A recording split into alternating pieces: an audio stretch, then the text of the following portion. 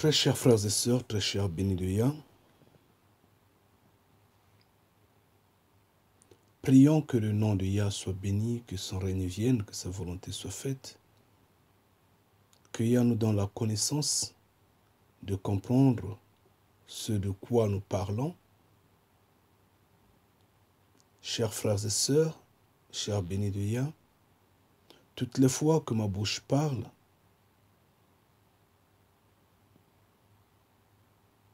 c'est un sacrilège. Un sacrilège pour ceux qui n'ont pas de connaissance. Toutes les fois que ma bouche s'ouvre, ce sont des blasphèmes qui sortent. Blasphèmes selon ces religieux, ces hommes sans connaissance, dépourvus de l'Esprit Saint, qui, à leur niveau, se passent pour des élus, mais et pourtant ne comprenant pas les Écritures. Aujourd'hui, j'ouvre ma bouche une fois de plus pour apporter de la lumière sur un point. Peut-être que je ne serai pas forcé à en faire une vidéo. Mais j'ai eu une discussion avec une de mes sœurs au téléphone et il a semblé bon que ce qu'elle a entendu soit connu de tous. Je n'ai pas voulu ramener cette discussion à table puisque la discussion n'a pas été enregistrée, malheureusement, mais j'essaie de refaire, de remettre sur pied ce que nous nous sommes dit pendant cette discussion, puisque c'est cela, la lumière que nous apportons. Que tous soient éclairés, que tous aient la connaissance. Comme Yeshua disait, il n'y a pas de secret. Il n'y a pas de secret sous le soleil. Tout sera connu. Et nous apportons, nous bien sûr, nous les bénis de Yah, nous apportons la lumière.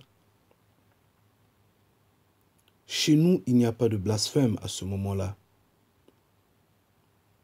Parce que Yah nous a donné un esprit de vérité. Et l'esprit qu'il a placé en nous a ce pouvoir de sonder les choses cachées du Père. Ce n'est pas moi qui le dis, c'est la Bible qui le dit. Et donc, de quoi je veux parler aujourd'hui?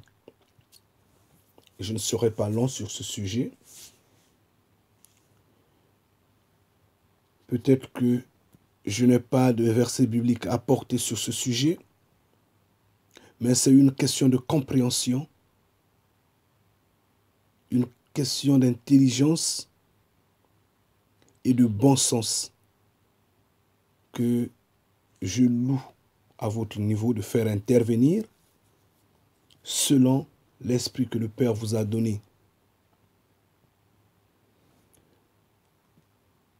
Nous nous moquons des religieux parce que eux, ils ont un esprit de retard. Malgré ce qu'ils s'inventent, ayant la Bible à la main, ayant je ne sais pas quoi et quoi, se bornant derrière les miracles, l'or et l'argent, et beaucoup d'autres appartenant à leur soi-disant créateur, esprit omniscient, omnipotent, omniprésent, ce Dieu immatériel n'ayant aucune influence sur l'humanité, sauf que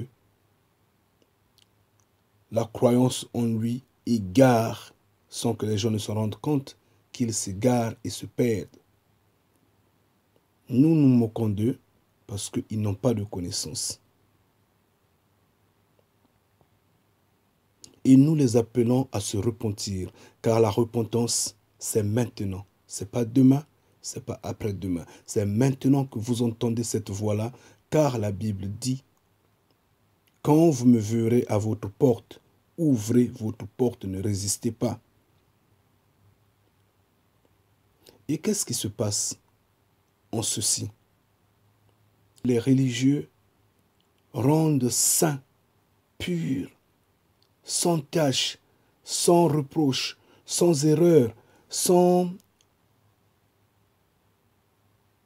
charge, ce qui est pourtant est présenté avec une autre image devant nous. Ils ont transformé le Créateur vivant, lui qui est un être humain, qui a le sang, la chair, les os, lui qui vit dans les cieux. Ils l'ont transformé en un esprit omniscient, omnipotent, qui erre partout sur terre. Étant donné que le Créateur vivant vit bien dans les cieux, dans un lieu fixe, dans un palais royal, puisqu'il est un roi. Mais eux, ils l'ont transformé, je ne sais pas en quoi, vivant dans les bâtiments d'hommes, dans les bâtiments construits des mains des hommes sur terre, partout. Dans une cité, il y a, je ne sais pas, 200 églises et le Créateur vivant est dans ces églises-là, selon eux. C'est n'importe quoi. Mais nous, nous le comprenons différemment. Nous savons qu'il vit dans les cieux, dans un lieu fixe, dans un palais royal. Et de son esprit,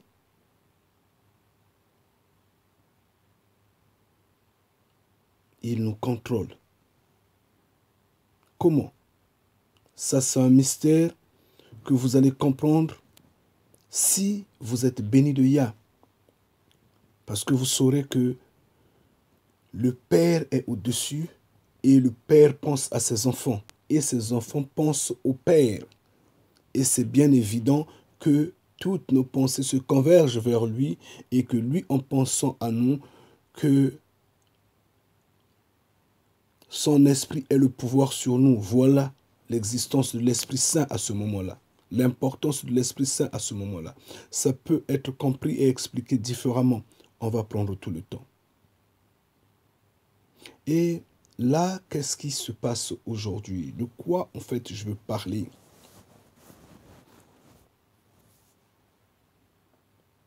Nombreux disent, Yeshua a marché sur terre. C'est vrai, il a marché sur terre. Yeshua est saint, pur. Il est grand maître, oui. Il est pur, saint, il est grand maître. Yeshua n'a jamais péché. Je dirais oui. Il n'a jamais péché.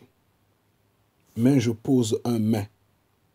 Mais, et on va discuter sur ce mais-là. Qu'est-ce qui se passe en fait?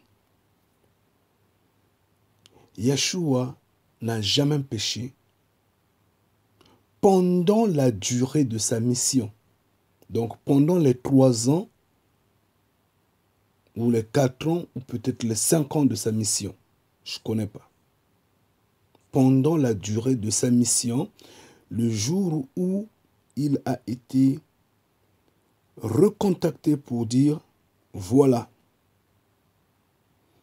là tu commences ta mission maintenant, parle maintenant. On t'a délié la langue, parle.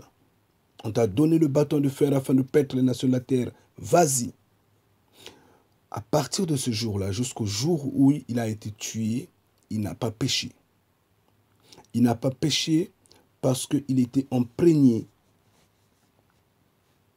de l'esprit de son Père, de l'Esprit Saint. Il a été guidé des cieux et les cieux veillaient sur lui.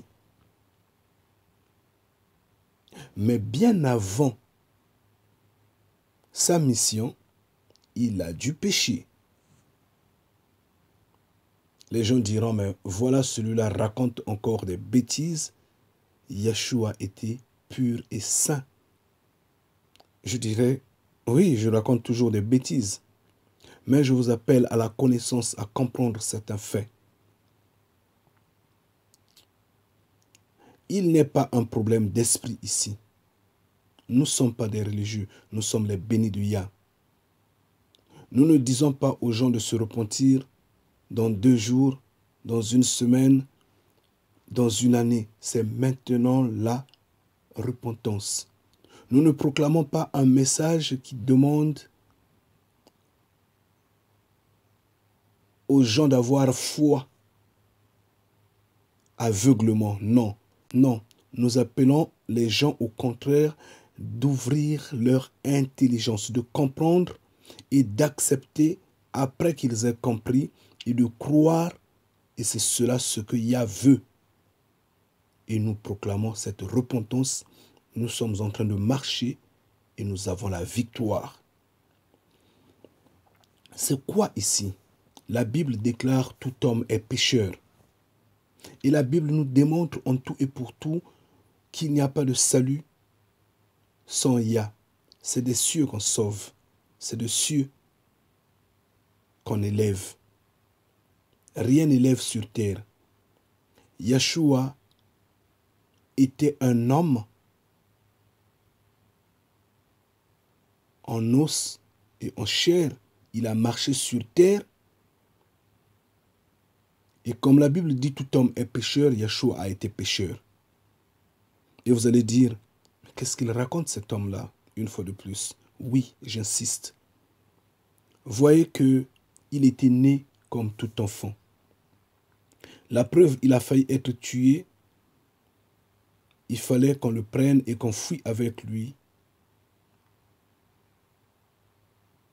en Égypte pour se cacher. Il était un enfant qui ne pouvait pas se défendre. Et quand ce vent-là est passé, il est revenu sur la terre de nos ancêtres, sur la terre d'Israël, et il a grandi. Mais en grandissant, Yeshua avait des amis. Essayez d'imaginer un enfant de 3 ans, 4 ans, 5 ans, jusqu'à 10 ans, jusqu'à 11 ans, qui va jouer avec ses amis dans la rue, au football, à la rivière et beaucoup d'autres, qui ne s'injurient pas, qui ne se battent pas, qui ne se fâchent pas. Essayez d'imaginer quel est cet enfant finalement. Il n'y en a pas eu, il n'y en a pas. Mais Yeshua était un enfant qui a grandi au milieu d'autres enfants.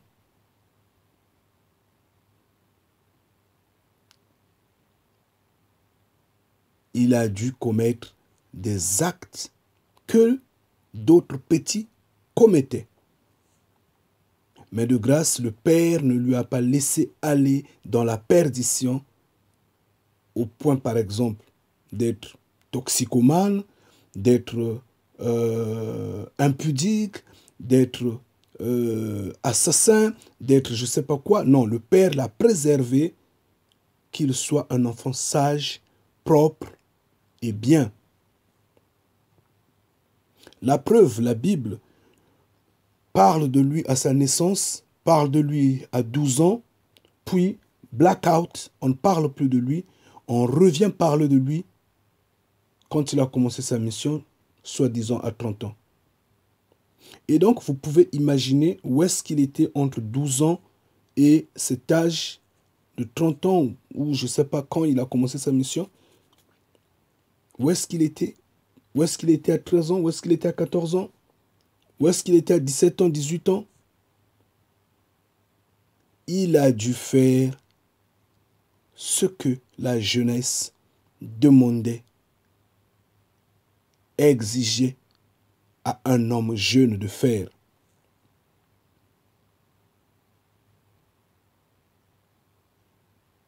La Bible dit elle-même, Yahweh ferme les yeux sur les temps d'ignorance.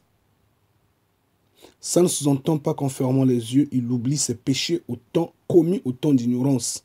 Non, le péché ne se pardonne pas, ça se cantonne. Mais en ce temps d'ignorance, Yahweh pouvait te regarder manger du porc, pouvait te regarder t'en aller, t'amuser avec X, Y, Z, je ne sais pas où, il pouvait. Mais une fois que tu as découvert la connaissance, une fois que tu as compris que Yah est l'alpha et l'oméga, Yah t'ouvre la porte calmement pour que tu changes. Parce que son souhait serait que tous puissions nous repentir, sauf que ce n'est pas le cas. Et voilà que moi j'insiste, moi, étant béni de Yah, je dis, Yeshua a péché. Il a dû commettre ne fût-ce qu'un péché, il a fait. Même pendant la durée de sa mission, il y a des points qui se relèvent d'esprit, des réactions d'hommes de la terre, mais que des cieux on l'a repêché. Je dis bien, contrôler des cieux, on l'a freiné de telle sorte qu'ils ne commettent pas ces actes-là. Quand vous prenez votre Bible, calmement, vous allez vous en rendre compte que Yeshua a eu peur de mourir. Ça, ce sont les réactions des hommes de la terre. La preuve lui-même, il disait que tout ce qu'il faisait comme miracle, comme acte, comme parole, rien ne venait de lui. Ça venait des cieux, ça venait de son Père. Il a déclaré. Et Yah l'assistait. Mais lui, il a marché en tant qu'un instrument de première classe parce qu'il a prouvé. Il a prouvé. Mais il a eu peur de la mort. Il a craint mourir. Et pour le convaincre, il fallait. Voyez là où la dimension spirituelle est humaine. C'est ce que nous démontrons. La dimension spirituelle, la dimension de la foi n'appartient pas à la croyance aveugle des religieux. Pour ramener Yeshua à la raison, Yah le Père lui-même est venu sur terre. Il est resté dans l'engin volant qui était au-dessus de la montagne. En cette nuit de la transfiguration. Et il a laissé descendre sur terre Moïse et Élie qui sont venus convaincre Yeshua de ne pas résigner, de ne pas reculer face à sa mission, de tenir bon. Ils ont parlé, ils l'ont convaincu, disant par exemple, regarde-moi Moïse, j'étais mort mais je suis encore vivant. Ton père, faut croire en ton père. Tu ne vois pas les miracles qu'il est en train de réaliser? Tu ne vois pas tout ce qu'il est en train de faire? Tu vas vivre. Tu vas revivre. Tu ne vas pas mourir. Accepte cette coupe-là. Et d'autre part, Élie qui peut par exemple dire, mais regarde-moi, j'ai été pris vivant de la terre. Mais aujourd'hui, éternellement, je vis dans les cieux. Mais sois fort. Et Yeshua, qui avait peur de mourir, va accepter, continuer la mission. Ça, c'est un premier point. Un deuxième point, nous comprenons qu'il a mis de l'ordre dans cette maison-là, dans ce temple-là, quand il a chassé les gens, disant que le temple de mon père n'est pas une maison de commerce. Certains interprètent qu'il a été violent, il avait tapé les gens, des choses comme ça. Tout. Donc, entre guillemets, on pourra dire réaction d'homme. Mais c'est normal, parce qu'en fait, il faut mettre de l'ordre dans la maison du Père. Mais moi, si j'avais cette occasion-là, j'allais le faire. La preuve, je me suis énervé beaucoup de fois quand je regarde les religieux agir de la sorte qu'ils agissent en propulsant l'obscurité sur terre. Donc, Yeshua avait raison d'agir ainsi. Mais entre guillemets, est-ce que c'était la façon qu'il fallait agir? Point d'interrogation. Je ne veux pas commenter là-dessus. Et il y a également un autre point où il va dire à ses disciples, je vous ai envoyé l'autre fois, vous demandant de ne pas prendre ni sac, ni bourse, ni argent, ni quoi, ni nourriture, ni je ne sais pas quoi. Les disciples ont répondu, oui. Et il dit, mais cette fois-ci, aujourd'hui, cette nuit-là, nous allons nous battre. C'était la nuit où on l'arrêtait. Il dit, celui qui n'a pas d'épée, qu'il vende son habit de dessus, qu'il aille chercher, qu'il aille acheter une épée pour qu'on se batte. Et ses apôtres ont apporté 2 ou 3 épées comme ça. Il dit, c'est suffisant, on va se battre avec ça. Mais quand des cieux, on l'a dit, non, c'est pas ça. On l'a recalmé, il s'est contrôlé, il a écarté cette hypothèse de se battre et il s'est donné comme l'agneau. Chers frères et sœurs, c'est une question d'homme. Je vous mets quelques versets bibliques par rapport à ce que je suis en train de dire. Mais je dis bien qu'il n'y a pas de verset biblique qui démontre réellement qu'il a péché. Mais faites jouer votre sens à comprendre. En fait, cette vidéo, c'est juste dans le sens de démontrer que c'est un problème d'homme. Un problème d'homme. Et là, Yah est forcé de venir sur terre. Il est forcé de venir sur terre pour convaincre de telle sorte que la mission de Yeshua n'échoue pas. Pourquoi on dit que Yah est venu sur terre? Parce que sur la montagne, lui-même, il a parlé à la fin pour dire toute sa joie, son attachement à Yeshua. La voix s'est fait retentir. Oui, cette nuit de la transfiguration. Et ça donne l'image de la mission de Moïse qui a failli avorter dans le désert quand Yah a failli tuer Moïse. Parce que Moïse disait, en fait Moïse avait exprimé la peur de finir, d'achever la mission. Yah a dit, bon écoute, moi je veux te brosser maintenant. Nous devrons avoir un sens de compréhension énorme. Donc, en un mot, c'est ce que j'allais dire, c'est ce que j'allais exprimer. Vous demandons d'être plus fort, d'être plus réaliste et de ne pas baisser votre foi, de ne pas baisser votre détermination, de ne pas vous laisser égarer par des trompeurs, des religieux avides d'argent, avides de mensonges.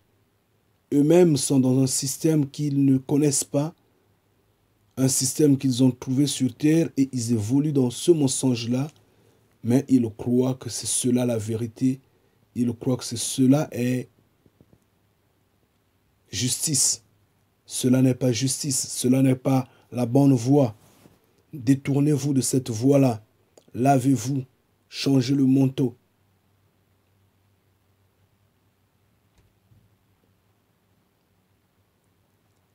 Lavez-vous, changez de manteau et que Yah vous protège, que Yah vous guide, que la lumière soit au milieu de vous. Je vous prie de vous quitter et bientôt. Amen.